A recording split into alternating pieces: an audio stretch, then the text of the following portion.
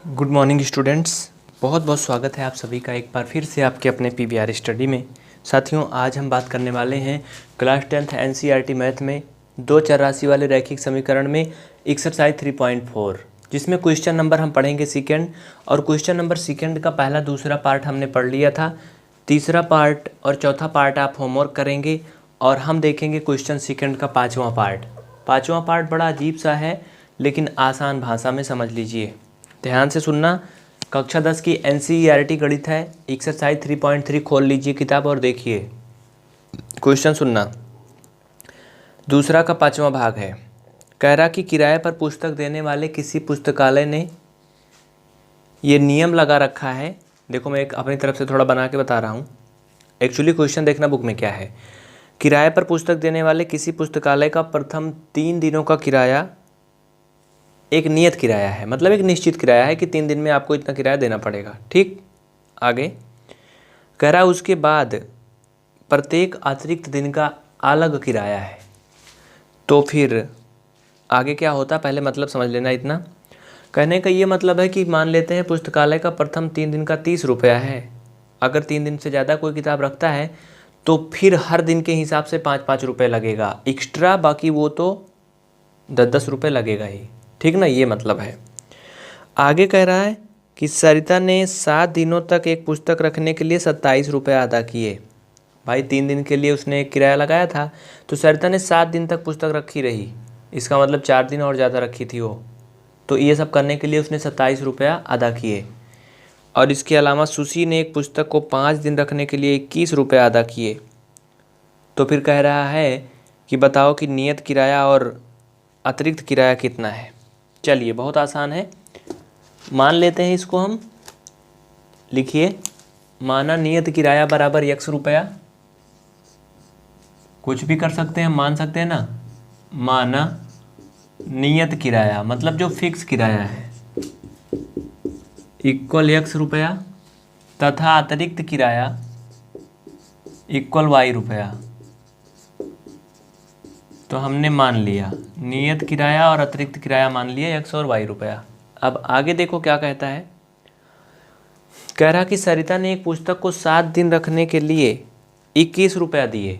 तो भाई 7 दिन अगर सरिता ने रखा पुस्तक को, ध्यान से समझना, तो पहले तो वो x रुपया देगी। क्यों देगी? क्योंकि ये निश्चित किराया था। अब यहाँ प्रश्नानुसार लिख लो तो अच्छा रहेगा। प्रश्नानुसार ये x रुपया तो उसका निश्चित किराया था, उसको देगी। लेकिन उसने 7 दिन किताब रखा, 3 दिन के लिए निश्चित किराया था बस। फिर जो अगला 4 दिन था उसके लिए वो क्या करेगा, एक अलग किराया लेगा। और अलग किराया हमने माना y रुपया। तो 7 दिन के लिए रखेगी अगर, तो 7 दिन का फिर क्या होगा। ऐसा नहीं कि 4 दिन का अतिरिक्त किराया पड़ेगा, 7 दिन का फिर अतिरिक्त किराया पड़ेगा जो लागू होगा। तो यानी कि ये प्लस ये 7y, ध्यान देना 7y मतलब 7 और प्लस ये y का मतलब जो अतिरिक्त किराया, फिर टोटल मिला के वो दी थी 27 रुपया। बात पक्की। उसके बाद क्या कह रहा था साथियों, सेकेंड स्थिति में सुशी ने 5 दिन के लिए 21 रुपया दिए। लिख लो सेकेंड स्थिति दूसरी शर्त के अकॉर्डिंग। सुशी ने 5 दिन के लिए यानी कि 5y इक्वल कितना दिए, 21 रुपया दिए। तो ये समीकरण 1 और समीकरण 2 बन गया। दोनों समीकरण में x के गुणांक बराबर है, लिख लो समीकरण 1 व 2 से। तो ये x प्लस 7y इक्वल 27 और ये x प्लस 5y इक्वल 21। दोनों को क्या करोगे, घटा लोगे।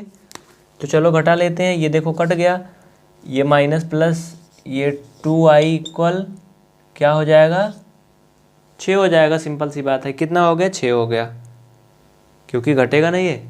ठीक साथियों, एक बार ध्यान से समझना, क्वेश्चन यही था ना, बहुत अच्छे, कोई दिक्कत नहीं है। लेकिन एक बार यहाँ पर आप ये देखो कि यहाँ पर 5y है ना, 5 ही दिन के लिए तो रखी थी ना वो पुस्तक। हाँ, 5 ही दिन के लिए रख रही थी। तो ये घटेगा कि जुड़ेगा, घटेगा। ठीक है, बहुत अच्छे, कोई दिक्कत नहीं। अब यहाँ से y का मान निकालोगे 3 आएगा। सिंपल सी बात है, y का मान निकाल लेना, 3 आएगा। यानी कि वो अतिरिक्त किराया कितना लेता था, पुस्तकालय 3 रुपया हर दिन के हिसाब से लेता था। तो कहने का मतलब 5 दिन जब वो रखेगी तो 15 रुपया हो जाएगा, है ना। अभी आगे सुनना, वो जो 21 रुपया दी थी 5 दिन के लिए, आपके हिसाब से तो 3 × 5 = 15 होना चाहिए ना, लेकिन 21 क्यों लिया पता है?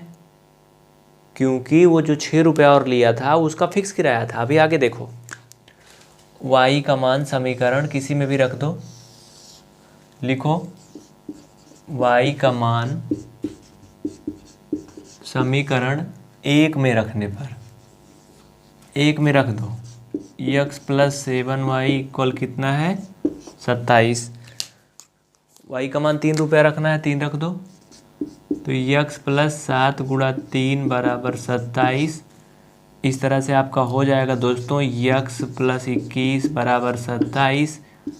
तो x बराबर हो जाएगा 27 - 21, x बराबर 6 रुपया। मैंने वही तो बताया था ना।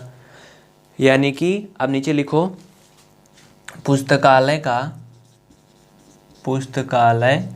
का फिक्स